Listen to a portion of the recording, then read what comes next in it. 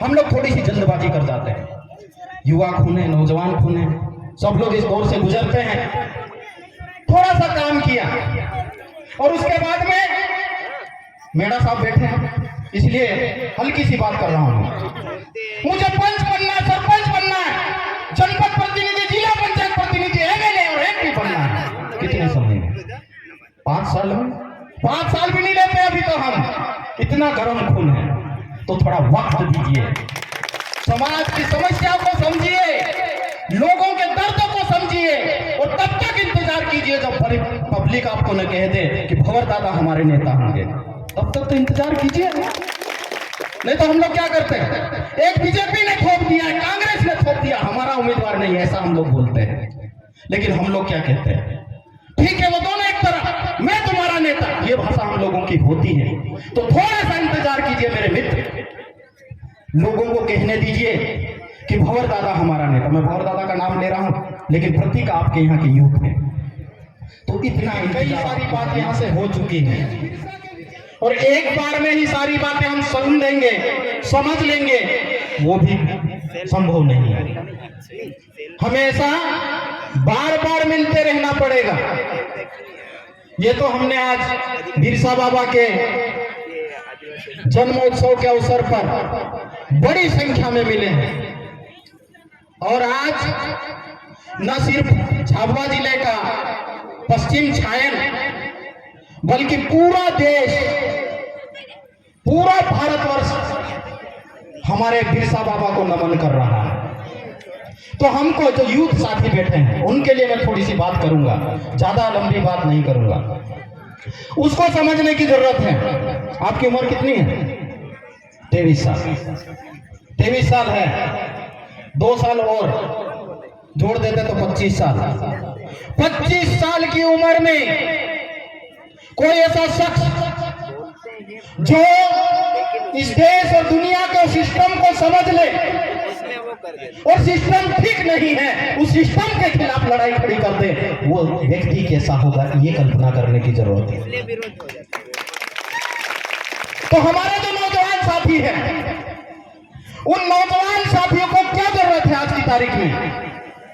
हम बिरसा की बात करते हैं, बिरसायत की बात करते हैं, तो हमें उसे ठीक से समझने की जरूरत है कि आखिर बिरसा ने आज से लगभग 1.25 साल पहले ऐसा क्या किया इस देश में, दुनिया में, कि इतने वर्षों के बाद भी दुनिया उसके विचारों को याद कर रही है, उनके कर्मों पर चलने के लिए कसमें खा रही है।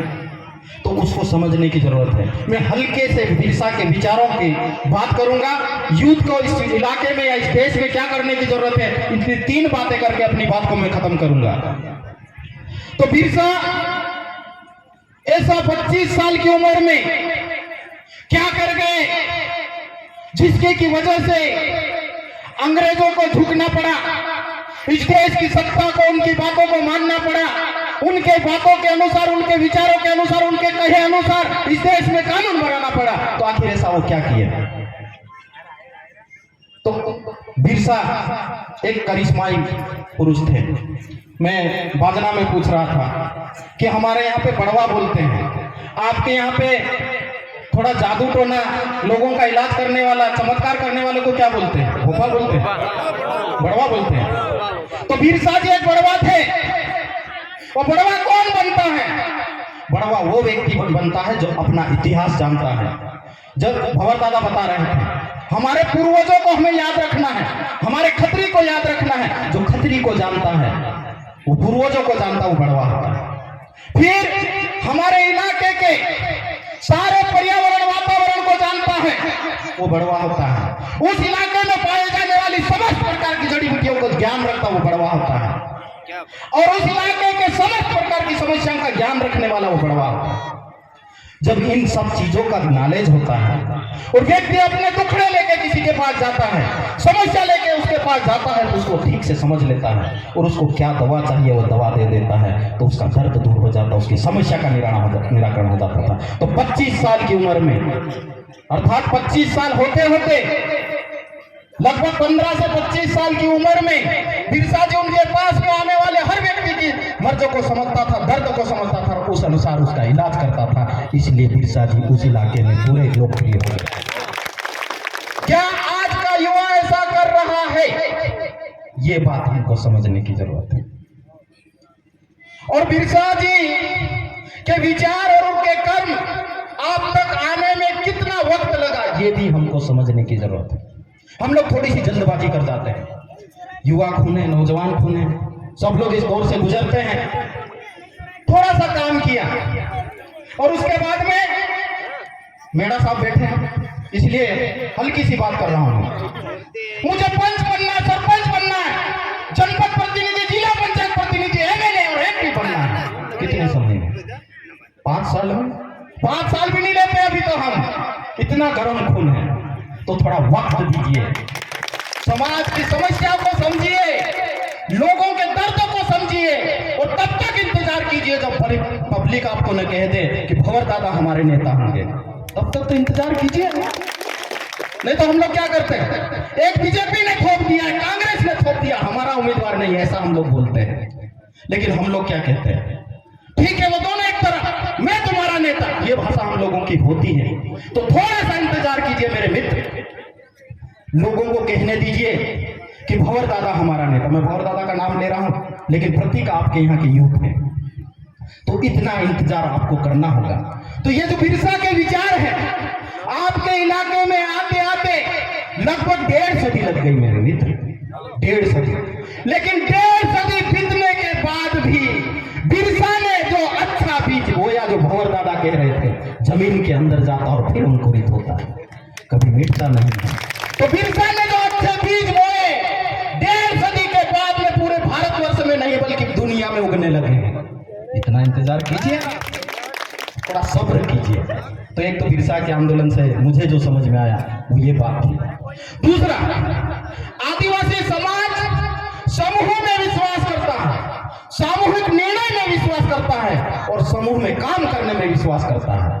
लेकिन हम लोग भी व्यवस्था के मारे, जो पढ़े लिखे नौजवान साथी बैठे वो बराबर समझेंगे, व्यवस्था के मारे, धार्मिकता के मारे, पूंजीवाद के मारे और व्यक्तिवाद के मारे हम भी व्यक्तिवाद पे आ गए हैं। मैं जो कहता हूं वो मानिए भाई। मैं क्यों मानूं? मुझे समझना है, लोगों को समझने का वक्त दीजिए और सब मिल के कहते हैं और फिर वो काम कहते हैं, करते हैं तो उसकी सफलता की संभावना बढ़ जाती है। तो बिरसा जी 25 साल की उम्र तक आते आते उस इलाके में 1 महीने का राशन, लोग लिखा तो है 1 महीने का राशन की व्यवस्था करके चलते थे, लेकिन मुझे नहीं लगता कि ऐसा सच होगा। यदि दुनिया के हित के लिए, हम सिर्फ आदिवासियों की बात नहीं कर रहे हैं, प्रकृति और मानव और प्राणी मात्र के हित के लिए निस्वार्थ भाव से यदि निकल जाओ, 1 महीना तो क्या पूरी जिंदगी भर आप लोगों को पालने के लिए लोग तैयार हो जाएंगे। तो वो न दिन देखा, न रात देखी, न खराब समय, न अच्छा समय, न चुनौतियां, निकल पड़े गांव और लोगों को जगाने का काम किया। और जब लोगों को समझ में आ गया कुछ तो दाल में काला है, यदि खड़ी लैंग्वेज में बोलूं मैं, कुछ तो दाल में काला है, उसको ढूंढना होगा, निकाल के फेंकना होगा। तो लोगों के अंदर समझ पैदा करें। तो हमको समझ वाले लोगों को बनाने की जरूरत है। जब ज्यादा समझ वाले लोग होंगे तो मुझे नहीं कहना पड़ेगा कि इस बंदे को वोट दीजिए। आप 4 साल काम तो कीजिए, 5वें साल में खुद ही तैयार हो जाएंगे कि किसके लिए हमको फैसला करना है। थोड़ा समझिए, थोड़ा वक्त दीजिए। तो बिरसा जी समूहवाद में विश्वास करते थे। दूसरा कि हर व्यक्ति तक पहुंचने का प्रयास, जैसे मैं थोड़ी देर पहले कह रहा था, हर व्यक्ति तक पहुंचने का प्रयास बिरसा जी करते थे और वो पहुंचे और पहुंच के फिर आंदोलन खड़ा किया। बिरसा जी जब कैसे व्यक्ति मारे जाते हैं वो ज्यादा डिटेल में करने की जरूरत नहीं है, लेकिन बिरसा जी किसके सहयोग से जेल में जाते हैं वो पढ़ने की जरूरत है। जब जेल में जाते हैं बिरसा जी, तो जब अच्छा काम करने वाला व्यक्ति होता ना, बोलते महात्मा गांधी, ठीक है वो कौन है क्या मुझे उस समय नहीं पढ़ना, लेकिन महात्मा गांधी देश के आजाद उसको सोचने की जरूरत है। जब अच्छा लीडर होता है, भंवरलाल के ऊपर जब आक्रमण की बात आती है तो हम कहेंगे पहले हमसे निपटिए, फिर भंवर दादा से बात कीजिए। तो ऐसा ये एक व्यक्ति की बात नहीं, ये दीवारें लेयर खड़ी होती है अच्छे व्यक्ति के लिए। तो ऐसा ही जब बिरसा जी जेल में गए तो जेल में आक्रमण हो गया, खूंटी जेल पे पुलिस थाने पे आक्रमण हुआ, 2 पुलिस वाले मारे गए और उसमें गया मुंडा भी गिरफ्तार हुए। तो गया मुंडा जी भी गिरफ्तार हुए। तो गया मुंडा जी के साथ में बिरसा जी की जो जेल के अंदर की चर्चा है वो थोड़ा सा हमको समझने की जरूरत है। बिरसा जी कह रहे थे क्रांति या बदलाव का मार्ग हिंसा नहीं हो सकता है। हिंसा करेंगे तो खुद भी परेशान होंगे, परिवार को भी परेशान करेंगे और आंदोलन को भी पीछे ले जाएंगे। तो ये तत्व बिरसा के आंदोलन से हमको समझने की जरूरत है। जो हमारे साथी थोड़े से उत्तेजित हो जाते हैं, ठीक है, वक्त परिस्थितियां हो सकती है, लेकिन फिर भी हमको आदिवासी समाज वो ठीक है कोकड़े पोकड़े काट लेता है, लेकिन फिर भी हिंसा में विश्वास कभी नहीं किया। इसके प्रमाण है आपके पास में इस अस्त्र, तलवार और भी थोड़े गोफन वगैरह, इसके अलावा कोई बड़े हथियार है? बम बनाया, बारूद बनाया? नहीं। तो फिर विध्वंसकारी आदिवासी है या कोई और है, ये हमको समझने की जरूरत है। तो हिंसा से बदलाव नहीं हो सकता है, क्रांति नहीं हो सकती, ये बिरसा के दर्शन की बात है। आखिरी बात बिरसा की करके और 2 बात फिर मैं जो युवाओं के लिए जिम्मेदारी वाली वो करके खत्म करूंगा। बिरसा जी जब अंतिम समय में डॉक्टर इंजेक्शन लगा रहे थे, डॉक्टर के हाथ कांप रहे थे, बिरसा जी ने पूछा मुझे तो कुछ नहीं हो रहा, आपके हाथ क्यों कांप रहे हैं? तो डॉक्टर ने जवाब दिया कुछ काम मजबूरी बस करना पड़ता है। डॉक्टर को मालूम था कि मैं पॉइजन का इंजेक्शन बिरसा जी को लगा रहा हूं। तो वह एहसास बिरसा जी को हो गया था और डॉक्टर भी समझ गए थे कि बिरसा भी समझ चुके हैं। तो डॉक्टर ने बिरसा से पूछा कि आखिरी, जैसे पूछते हैं किसी को भी मौत की सजा होती है तो आपकी अंतिम इच्छा क्या है? तो बिरसा जी से पूछा गया कि आपकी आखिरी इच्छा क्या है? बिरसा जी ने इशारा करके बताया कि चद्दर उठाइए और मुझे सर से पैर तक ओढ़ा दीजिए। ओढ़ा दिया। ओढ़ाने के बाद में बिरसा जी ने कहा कि थोड़े से चद्दर पैर से उठा दीजिए, पैर खुले कर दीजिए।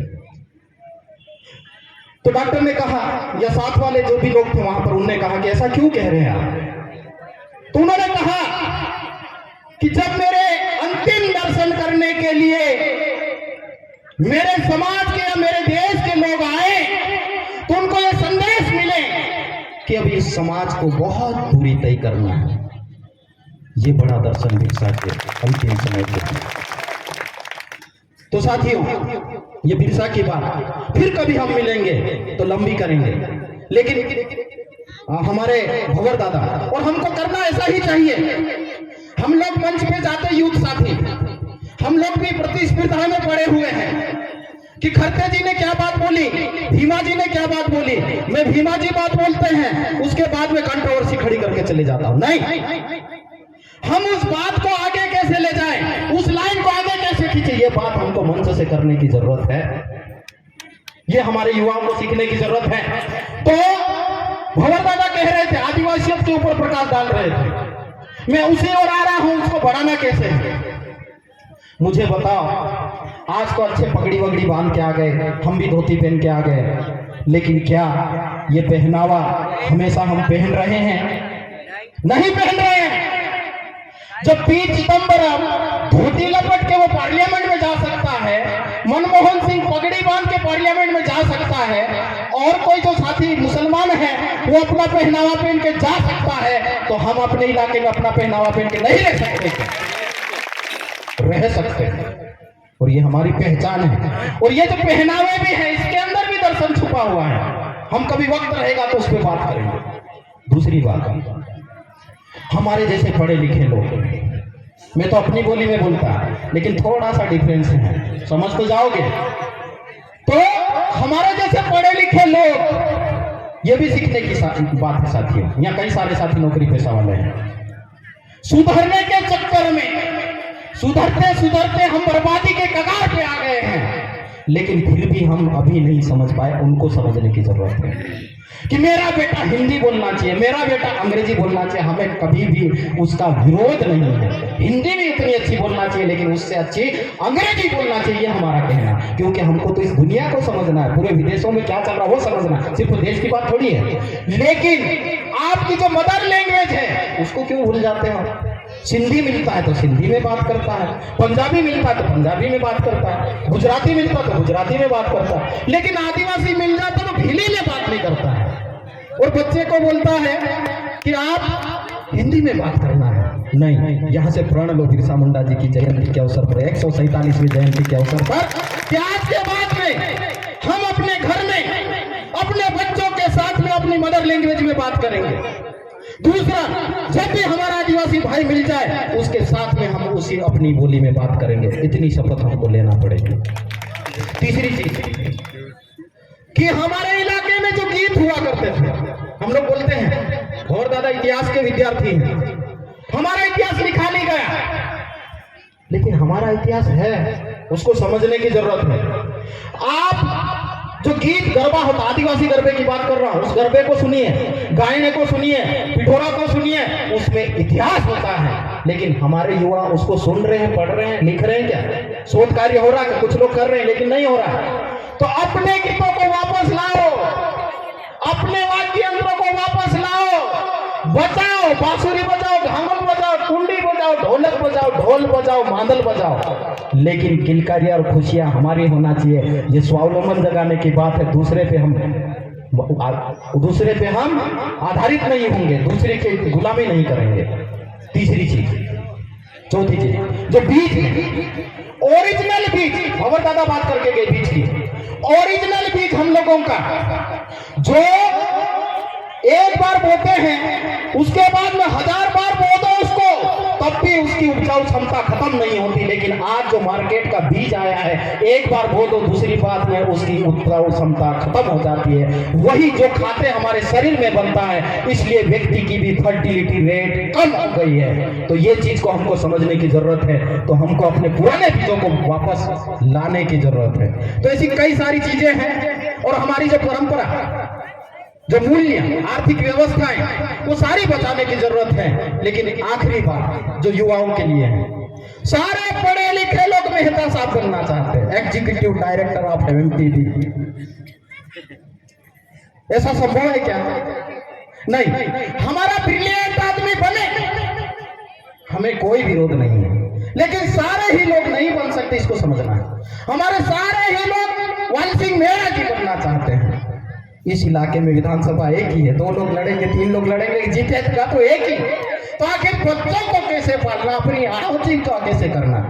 ये जितने दुकानें यहाँ पर छायन में या बामणिया में होगी, ये लोग क्या करते हैं? 2 भाई होते हैं, 2 भाई में भी 2 पार्टी में रहते हैं। किसी की भी आए बात अपनी ही होना चाहिए, अपना काम रुकना नहीं चाहिए, लेकिन धंधा अपना चलते रहना चाहिए। तो हम उनके जैसे धंधे की बात नहीं कर रहे, लेकिन हमारी जो चीजें हैं, हमको जो लगने वाली चीजें हैं, हमारा यूथ स्वयं प्रोसेस करे, मैन्युफैक्चरिंग करे और अपने रोजगार खुद निर्माण करे, लोगों को नौकरी दे। हम मजदूर नहीं बनना चाहते। बहुत सारी बात हो गई, टाइम भी हो गया है, और लंबी बात करेंगे, लेकिन संगठन की बात, विद्यार्थी इकट्ठे हो जाइए, कर्मचारी इकट्ठे हो जाइए, मजदूर किसान इकट्ठे हो जाइए, महिलाएं इकट्ठे हो जाइए, हमारे जनप्रतिनिधि इकट्ठे हो जाए, बीजेपी हो, कांग्रेस हो, समाज की बात हो तो एक जगह पे आके बैठ जाए, चिंतन मंथन करे कि समाज के लिए क्या नीति होना चाहिए, और वही बात विधानसभा और पार्लियामेंट में करे। इतनी बात कह के मैं अपनी बात को खत्म करता हूँ, और पुनः मिलेंगे। ये मिलने का सिलसिला एक बार का नहीं है, और एक बार मैं भी नहीं समझ पाऊंगा आपको, और मैं भी आपको समझा नहीं पाऊंगा। बार बार मिलके इस सिलसिले को बढ़ाते रहना है। आगे